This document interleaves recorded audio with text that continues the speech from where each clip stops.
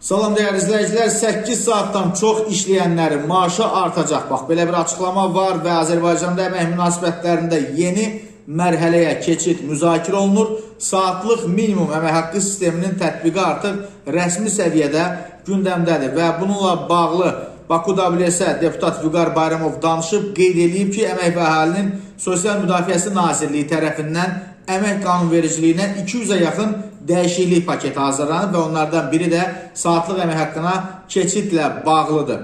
Burada üstünlüklər nədən ibarətdir? İlk növbədə saatlıq əmək haqqı sistemi insanlara eyni anda bir neçə iş yerində çalışma imkanı yaradır.